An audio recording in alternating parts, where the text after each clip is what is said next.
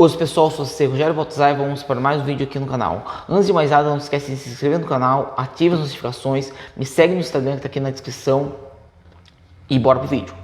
Hoje vamos falar sobre TDAH no Karatê, principalmente em crianças, né?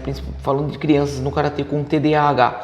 Em primeiro lugar, eu não sou psicólogo, tá? Eu vou falar aqui sobre experiências que eu tenho por dar aula para muitas crianças, né? Então, em primeiro lugar, o que é TDAH? TDAH é transtorno de déficit de atenção e hiperatividade.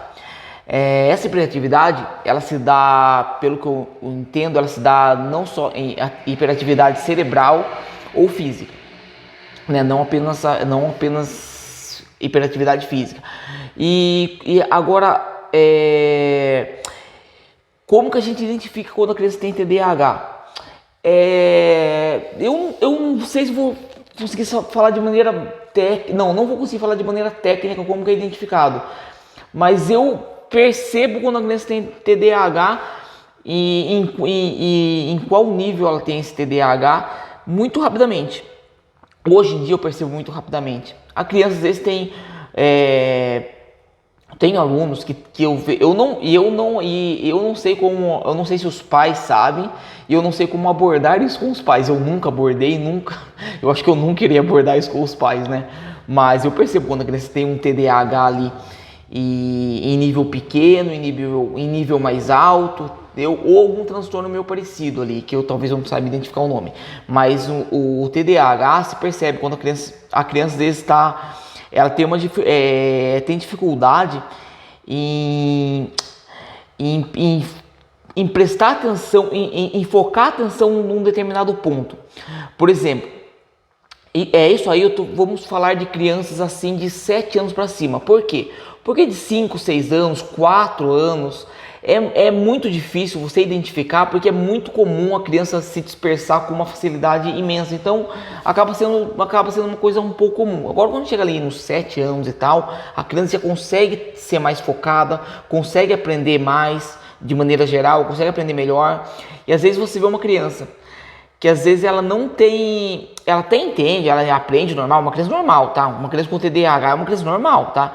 Ela só tem um pouco mais de dificuldade de focar numa determinada tarefa, de prestar total atenção no que você está falando, e se dispersa com uma facilidade maior do que as outras crianças. Crianças, de maneira geral, ela se dispersa, né? Quando ela não acha tão interessante, ela acaba se dispersando. Mas a criança com TDAH tem algo diferente ali, tem algo que é um pouco mais, ela se dispersa um pouco mais fácil. Ela não, eu dou aula para crianças que tem TDAH. Às vezes tem crianças que às vezes não consegue prestar atenção, não consegue parar quieta também, não consegue ficar quieta no lugar. Esse já é um TDAH, mas já com o H um pouco mais em evidência, né? Com a hiperatividade física um pouco mais evidente, né?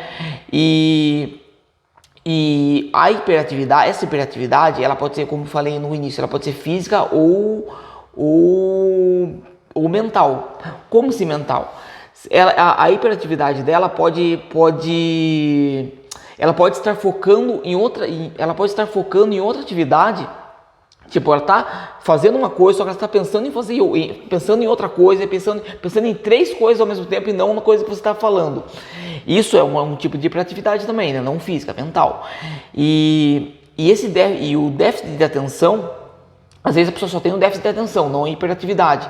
A pessoa simplesmente, às vezes você está falando, eu tenho alunos assim, adolescentes assim, sabe?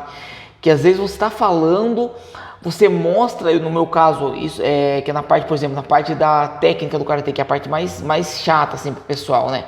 Você passa um negócio, a pessoa tipo tá olhando e você meio que não tá ali, entendeu? Daqui a pouco você tem que explicar de novo, e nós professores temos que tentar entender isso e ter uma certa paciência.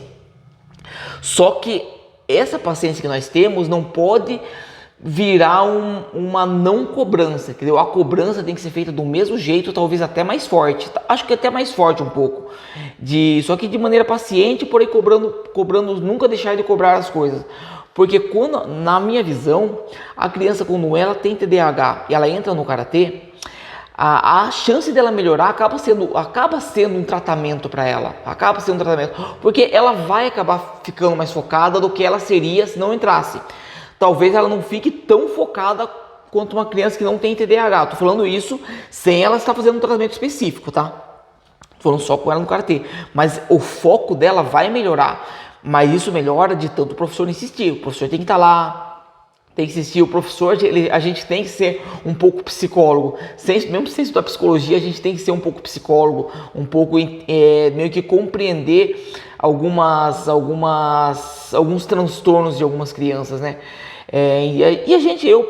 Hoje, eu consigo perceber isso até, eu consigo perceber quando a criança tem quando talvez ela tenha um TDAH ou talvez não seja, ou seja, se tiver de um nível bem baixo e quando ela já tem um nível médio e um nível alto. E eu consigo perceber. E eu nunca falo isso com os pais, porque eu não sei se os pais sabem, eu não sei se eu não sei como chegar no pai da criança e falar que eu acredito que ela tem um transtorno desse. Isso eu acho que não é nada grave também, né?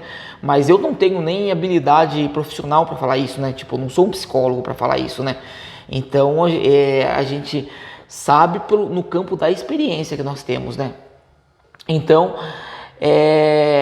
para os professores é muito importante identificar isso no aluno e tentar trabalhar, tipo, saber que ele vai se desfocar e chamar a atenção dele para que explicar de novo, explicar mais do que o normal, sem se estressar, né?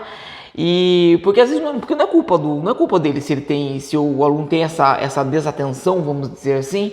Não é culpa dele, né? É um transtorno, enfim. É um transtorno, não é culpa do aluno. Então o professor tem que ter paciência para fazer isso. E não é fácil lidar com esse tipo de coisa, mas assim, nós professores temos que ser pacientes e tentar deixar o aluno cada vez mais forte, cada vez mais focado, que a tendência é ele sempre melhorando. E vocês, pessoas, sabiam dessa síndrome? Já conhece alguém que tem isso?